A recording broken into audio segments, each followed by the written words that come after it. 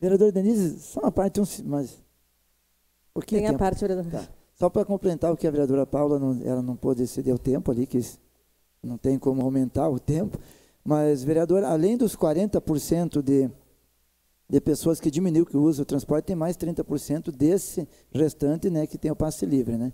Que tem o passe livre, e isso é o que está nos estudos. Mas também, acho que o subsídio e tirar o cobrador deveria ser os últimos, né? As últimas possibilidades, né? Deveria ser. Tem várias outras situações que dá de baixar a passagem. Deveria ser as últimas, vereadores. Mas a gente está aqui discutindo e temos que parar, temos que tirar da população que todos os políticos, né, são comprados, ganham dinheiro da Visate. Está aí, o vereador Chico falou ontem do processo, né, licitação, que teria mais 4 empresas, mas elas não estão proibidas de entrar na próxima licitação. Elas podem entrar. E tomara que entre, né? E tomara que outra empresa coloque o valor mais baixo para parar com essa conversa de que nós, políticos, ganhamos dinheiro da Visate, pelo amor de Deus. Obrigada, vereador Kiko. Ainda sobre a questão do transporte, acho que é o tema mais presente na cidade, a preocupação, acho que de diversas lideranças. Eu lamento que a gente esteja terminando esse contrato e não tenha realizado ainda um plano de mobilidade. Que o planejamento, acho que seria algo inicial, para pensar realmente as linhas, que tipo de transporte se quer, se há prioridade do transporte coletivo sobre o transporte individual, o pedestre sobre os demais. Na ordem seria o pedestre, a bicicleta, o transporte coletivo e os demais. Então, a gente não tem essa prioridade, não tem essa ordem de prioridade. E, ao longo da história de Caxias, cada governo muda, troca, muda, inverte a relação e a importância. Quando a gente viu no governo Alceu, que foi retirado o estacionamento da Sinimbu, e ampliou a faixa para o ônibus, na verdade, o carro não ganhou, não tinha ganhado nem perdido espaço. Perdeu o estacionamento, mas não via de rolagem. No entanto, no outro governo, quando tu retira essa terceira via, a segunda via do transporte coletivo e passa para o carro, tu passa, né, a priorizar o indivíduo do carro. Então, por isso, sem planejamento, cada governo que vem muda o que quer.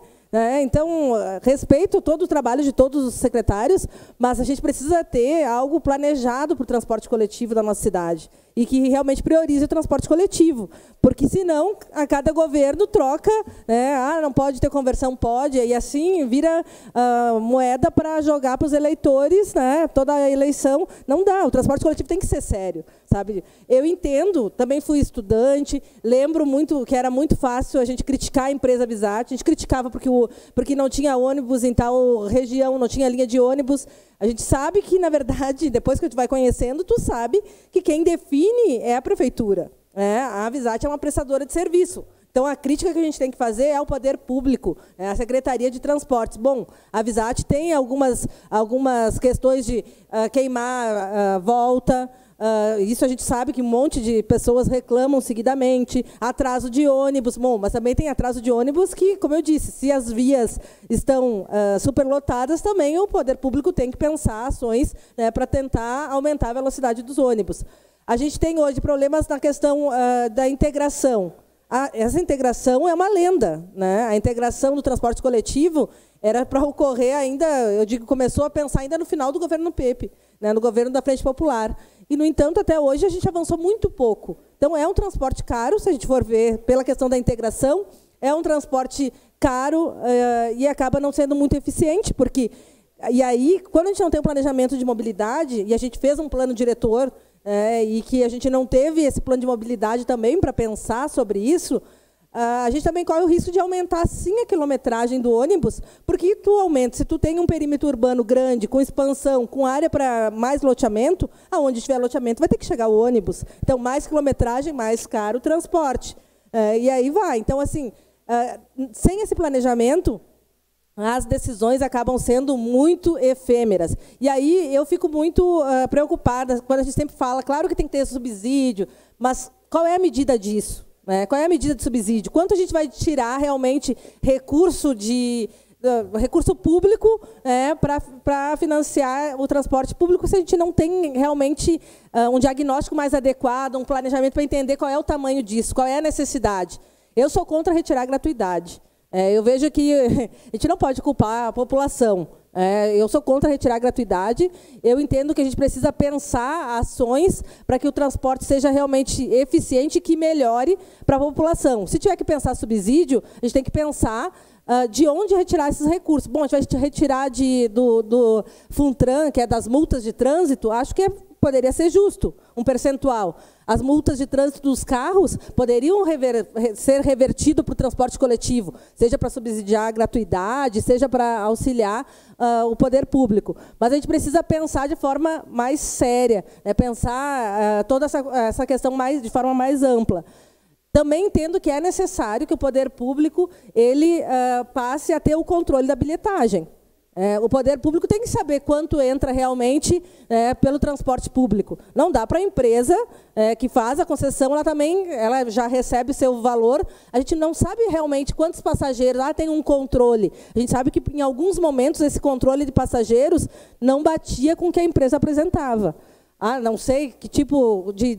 Bom, se a gente tiver um erro de um passageiro por ônibus em todas as voltas, a gente vai ter um grande impacto financeiro no final de um mês. Então, eu vejo que algumas empresas já têm. São Paulo, por exemplo, tem o controle de bilhetagem, é uma empresa enorme, né? E são várias empresas, e é uma estrutura e um sistema de transporte muito grande. Então, por que a gente não pode fazer também esse controle de bilhetagem? Eu acho que é um caminho também para a gente conseguir entender um pouco mais, abrir a tal da caixa preta que tanto se fala, né? Mas que, na verdade, é mais fiscalização. Acho que o próximo contrato tem que ter mais fiscalização. Eu entendo que há a possibilidade de ter duas empresas, mas a população tem que entender que ter duas empresas não quer dizer que vai ter a tarifa mais baixa.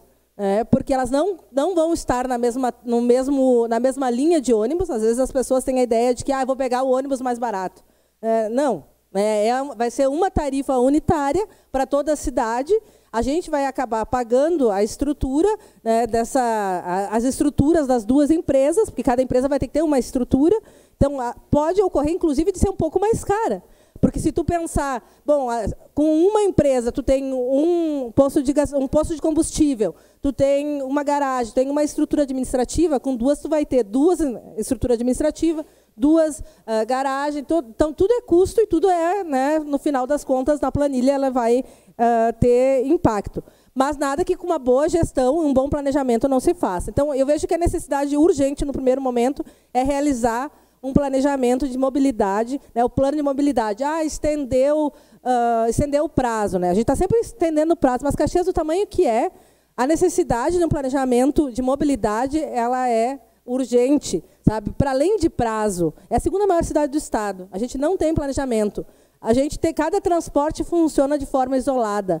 A gente precisa pensar em integração intermodal. A gente não tem nem integração dos ônibus, imagina intermodal, mas a gente precisa avançar para isso.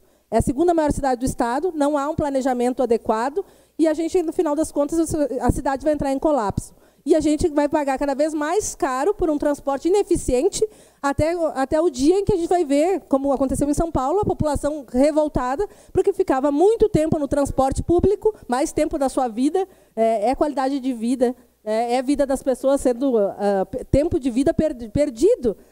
E as pessoas se estressam no trânsito, e isso vai gerar várias doenças, inclusive mentais, porque as pessoas...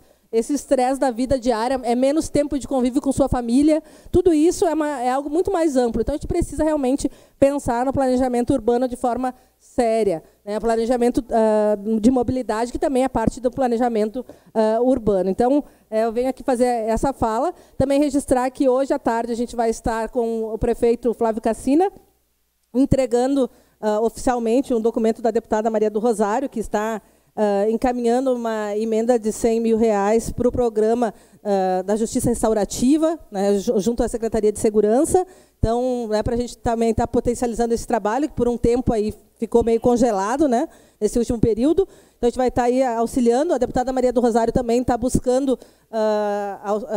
aí junto ao governo do Estado, né, o direcionamento de mais uma viatura para a delegacia da mulher, né, uma viatura de polícia. Então, também vai estar sendo entregue nos próximos meses aí essa viatura. Então, a gente deixa esse registro. A deputada pediu para entregar também um documento para o presidente aqui da Câmara, né, oficializando essa entrega de emenda